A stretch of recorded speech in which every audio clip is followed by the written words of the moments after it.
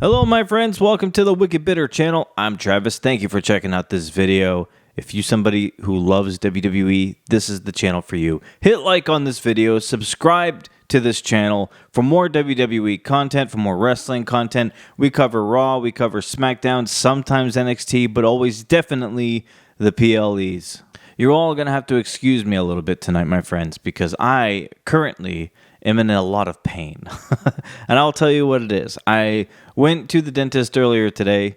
It was a little bit before Raw started, so the numbness of my gums and my lips are barely at the point where they've gone away, where it's enough for me to make this video. So if I'm a little loopy, I'm sorry. If I sound a little weird, that's why. If I sound a little drowsy or like my words are slurring a little bit, it's because I'm trying to overcome the pain and the soreness and the numbness that my lips and gums are giving me.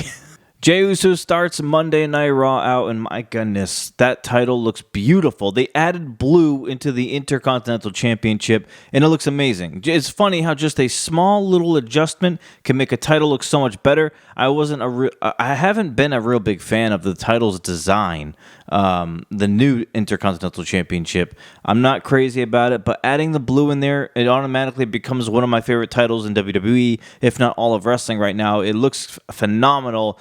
And on that same token, Jey Uso's new t-shirt, it's black and gold. I need that shirt. That is a beautiful shirt. I like this one. I like the blue and the white, but man, that gold and black, that looks freaking great. I need it. Jey Uso cuts a promo. He's, thanking the fans for being on this journey with him, believing in him, all that kind of stuff. He thanks his family to a degree. He talks about how Roman kind of turned on him and all that kind of stuff, but he talks about his mom.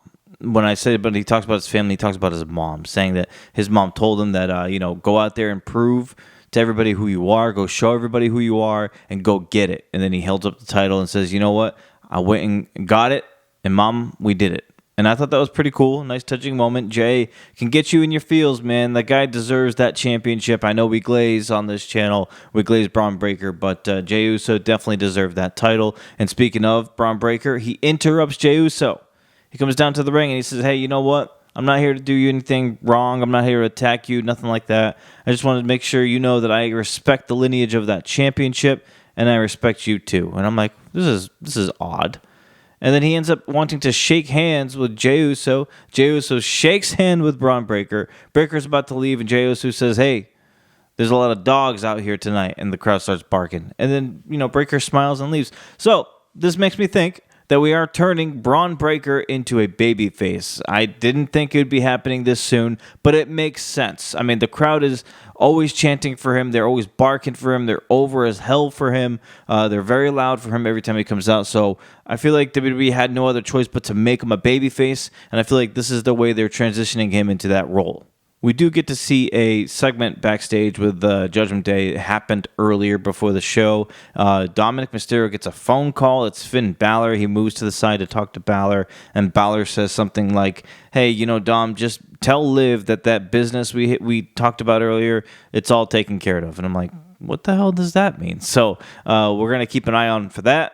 And apparently, why does Finn need to talk to Liv and not everybody else in Judgment Day? It's just like Finn and Liv kind of steering the ship here. We get Rey Mysterio versus Xavier Woods, and I found that pretty interesting that this is the first time ever that these two are wrestling each other, at least to my knowledge, and at least that's what they said. And, WWE does this thing sometimes where if it didn't happen in WWE, they pretend like it hasn't happened at all. So I don't know if they've wrestled outside of here at all, but at least in WWE, it's the first time they've ever faced each other. It was a little botchy at times, so I would believe it if you told me that they never wrestled each other before, because the chemistry was a little off for most of the match. But overall, it was a good match. At the end, though, Rey Mysterio's mask ends up coming off, and Xavier Woods rolls him up for the pin, gets the win on Rey Mysterio. And when he leaves the ring, Woods kind of has that look on his face like, I didn't want that to happen, but like, what was I supposed to do? He was saying that to the camera, like, what was I supposed to do? I didn't mean for that to happen. What was I supposed to do? Rey didn't look happy about it, but Xavier Woods gets a huge win over Rey Mysterio, so that was a pretty big deal.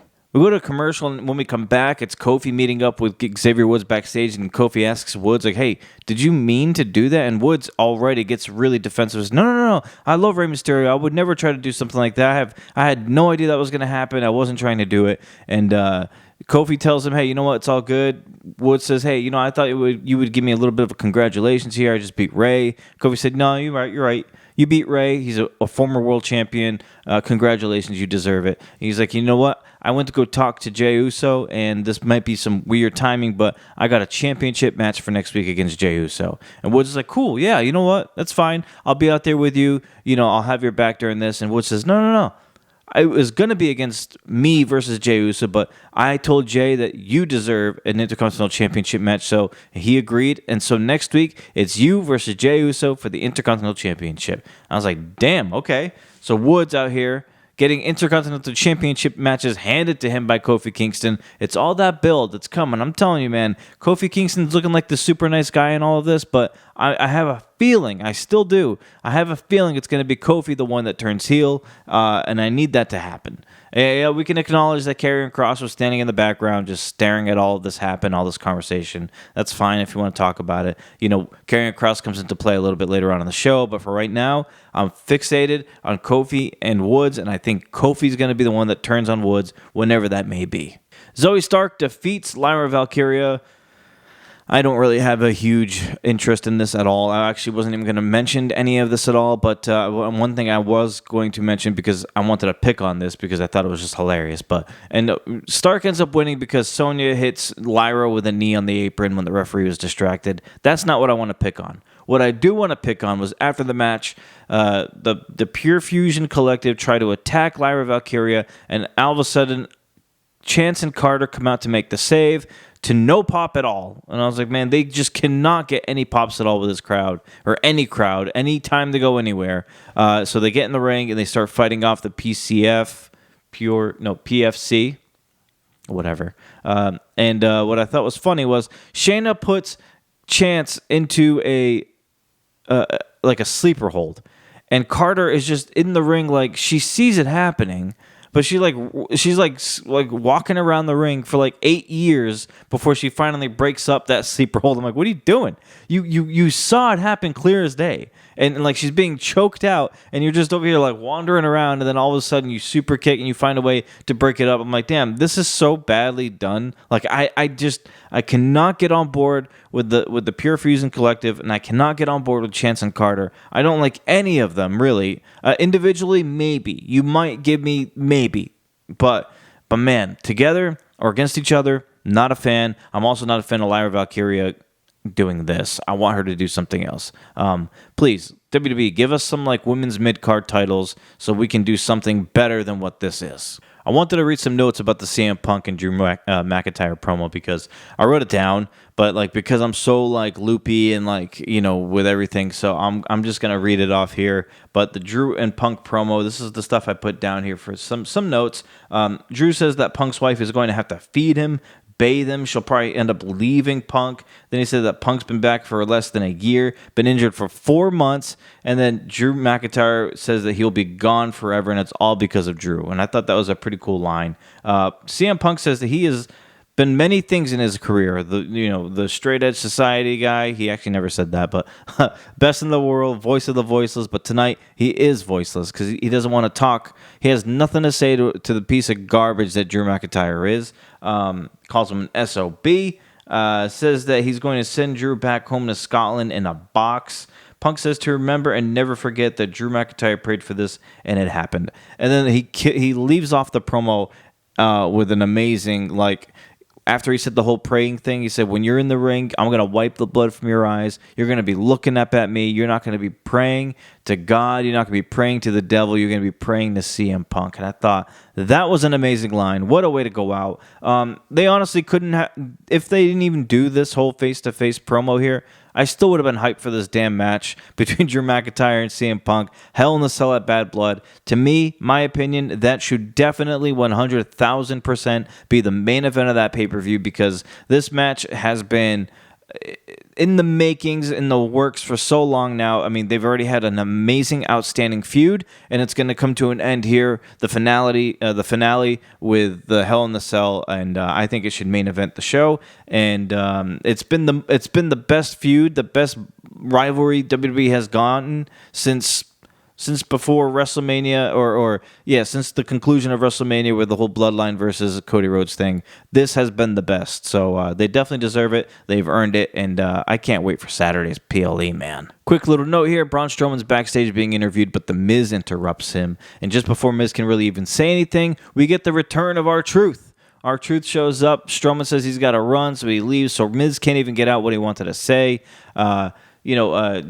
Truth ends up telling Miz that Truth ends up getting them a tag team match against AOP tonight, and so that's what they're going to be up against tonight. So keep an eye on that one. Quick little thing too, Sami Zayn had a backstage interview. I couldn't really remember all that was said because all I could keep getting distracted by was that figure in the background. I didn't know if that was on purpose or not. It kind of looked like Nikki Cross. I don't know if you caught it or not, but as Sammy's talking, that figure in the background, it looked like someone from the Wyatts, or it was Nikki Cross, and it makes me think that is Sami Zayn going to be the next target or one of the next targets for the Wyatt family. Very interesting. We got to keep an eye on that.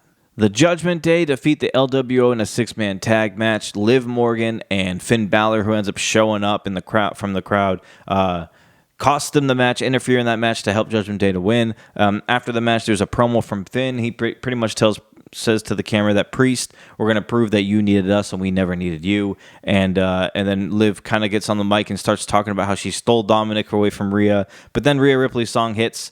Rhea comes out. She pretty much says that she knows something about Dom that not a lot of people do, that he's claustrophobic, and that when she puts him in that shark cage at Bad Blood, he's going to watch his girlfriend Liv lose to Rhea Ripley because Rhea is better than Liv. And then, from behind, everybody in the ring was Damian Priest. He ends up brawling and beating up everybody until the Judgment Day get the upper hand. Finn Balor ends up hitting a few coup de grace to Damian Priest. And Judgment Day looked pretty strong here overall, even though it was kind of a brawl a little bit. Rhea looked okay, Priest looked okay for a little bit, but ultimately Judgment Day looked better. And I do think those two matches, Liv and Rhea, and then Priest and Finn at Bad Blood, it's going to be interesting. I can't wait to do my predictions video because I don't know if it's as straightforward as a lot of people think it's going to be. We get Chad Gable versus Kofi Kingston. It was a good match. Of course it's going to be between these two. These two are great. They know what they're doing in the ring. At the end of the match, it looked like Kofi Kingston sent Gable on into the ropes so he can do the whole Trouble in Paradise. But when he did that, Xavier Woods tripped up Gable. I think he was trying to help. At least that's what they kind of gave off the vibe. And, when he did that, Kofi missed Trouble in Paradise.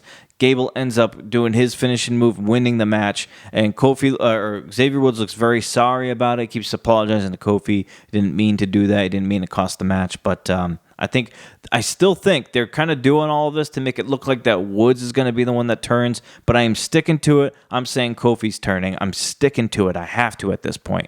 Got another Wyatt vignette here. I'm going to say the few words that I saw on the screen was, "Don't force our hand," and "We see your intent."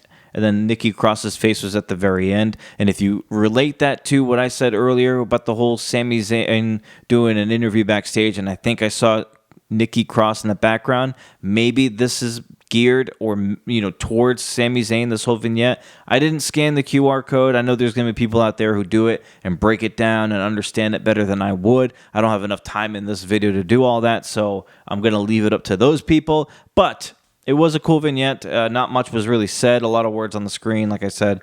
But at the end there, where we saw Nikki Cross's face, and judging by some of the words they said on the screen or showed on the screen, I'm thinking maybe it relates to maybe what we saw with Sami Zayn, if that was Nikki Cross. So interesting. I can't wait to see what they do there. They've been talking about a massacre on the last QR code. So are they going to wipe out a bunch of people, or are they going after one? It's another one I'm going to have to read some notes off of my phone. I'm sorry. I mean, Raw is so damn long that, like, it's hard for me to write all of these notes and then kind of remember and keep track of it all. So it is going back down to 2 hours next week. Hopefully that'll help lighten the load a little bit. But let me go over some of these things here. It's Gunther and Sami Zayn's promo against one another. Gunther said he's worried about his own reputation. Losing to Sami has been the biggest embarrassment of his career. He says Sami Zayn's family expects Sami to lose. So it's different because Gunther's family expects him to win all the time, which I thought was a pretty cool line. Sami says that when he beat Gunther, Gunther tucked his tail and left. But when Gunther beat Sami picked himself back up, he showed up, and he continued to push through. So that was a good one, too. Gunther says that his dad was at WrestleMania, and when he lost to Sami, Gunther's dad said that, I came all the way from Vienna to Philadelphia to watch you lose to a bum Sami Zayn. And then Sami said that, yeah, you know what? And you're going to show your dad that you're being a coward right now. And so, I mean, I'm paraphrasing a lot of this. So once he said that, Gunther attacked him. Gunther gets on the mic, and then he just says, you don't want your match? Fine, you got it. You got your match. So I don't know if later on in the show they announced this match to happen at Bad Blood. I don't think they do, if I remember correctly. If they didn't, I wonder when this match will happen. Gunther versus Sami Zayn for the World Heavyweight Championship. Does it happen at Bad Blood, or do we wait until the following Raw, or maybe Crown Jewel or something? Like, is it going to happen between one of these two shows, or are we going to wait all until SummerSlam or Survivor Series, which I think is a very long wait, so I don't think we're going to wait that long, but we'll see what happens. Not a lot to be said about what happened next. It's AOP versus The Awesome Truth. At the end of the match here, Miz gets tagged in. He looks like he's about to go attack AOP, but he turns around and big boots R-Truth in the face. He turns on R-Truth. Karrion Kross is laughing. It's like his plan came to fruition. It's like this is what he wanted to pull out of the Miz. Miz ends up ripping his Awesome Truth shirt off. He leaves, and R-Truth is left to be in this tag team match by himself. AOP do a double team move. They beat Awesome Truth, and so this is it. Miz is back to being a heel. I would love to see a very vicious and intense Miz. We mentioned the whole SmackDown going to 3 hours and how they need more superstars there. I would like to see Miz maybe go to SmackDown as a dominant big-time heel over there. I think that'd be pretty nice, but that's kind of jumping ahead a little bit. I'm just glad that we're going to see something here out of the Miz. Hopefully, they do something cool with Miz and don't let him just get lost in the shuffle like before. I'm very happy about what happened next. Gunther is being interviewed backstage, and who shows up in the middle of that interview? Our boy, Braun Breaker. Breaker gets up to him, looks at that title, and he says, you know what? He just goes, I just wanted to see that title up close. Oh, I was like, what are we teasing here? And Gunther looked at Kaiser, and he says, he is a badass. And then Breaker says, yeah, that's right. And he says, you'll see soon enough. And he walks away. Let's go, man. Is Breaker leaving the Intercontinental Championship picture? And is he going to go for the World Heavyweight Championship already? And as a babyface against Gunther? You know how great that match is going to be? You thought the glazing was bad before. It's about to be even worse. I cannot believe what we're seeing here. Braun Breaker may already be inside of the World Heavyweight Championship picture. I love that. I need that. Give me Breaker versus Gunther. And of course, on this channel, when we glaze hard. I want Braun Breaker to defeat Gunther, even though I love Gunther. But Braun Breaker as World Heavyweight Champion already at his age? Yes, sign me up. Look, we got Bronson Reed versus Braun Strowman. This is going to be a lot for me to break down. So let me just tell you this. This is a monster versus monster, last monster standing match. It was chaos. Almost anything you could picture happened in this match happened in this match in the last man standing. Announcer tables, chairs, security shows up, barricades. I mean, whatever you want to throw out there, yes, it happened. And then at the very end, of course, the superplex that I thought we all were expecting here, right? I don't think it was out of the ordinary or unusual for people to assume that this was going to happen. The superplex that broke the ring, it happened at the very end, and the referee gets in there and he's trying to count to 10 here. He's going to count both guys out. When who shows up at the very end?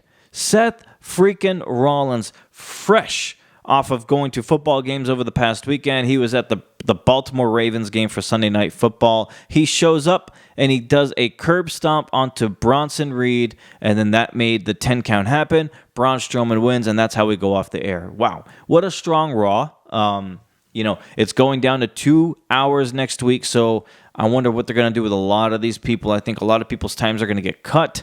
I would like to see when SmackDown goes to 3 hours, a lot of these people from Raw get moved over to SmackDown. I really don't want to see people get cut or lose their jobs because of the time cuts. So I hope they find a way to manage and do something good here for Raw. But yeah, that was Raw. I'm sorry if I went too fast. I'm hurting. I'm in a lot of pain. If you can't tell, I'm glad I hit it pretty well. But I'm definitely loopy and feeling a little off. So if it wasn't the best, I apologize. I really do appreciate all of you watching. I just needed to make sure I did this review and put it out there because I got to stay consistent with you guys. I'm sure most of you have the notifications on. You look forward to the review, and I'm posting it. It's going to happen. So life happens in the meantime, but that's not going to stop me from putting out content. So I appreciate all of you. Please like the video if you haven't. It does a lot for the channel. It helps me out a lot if you like the video.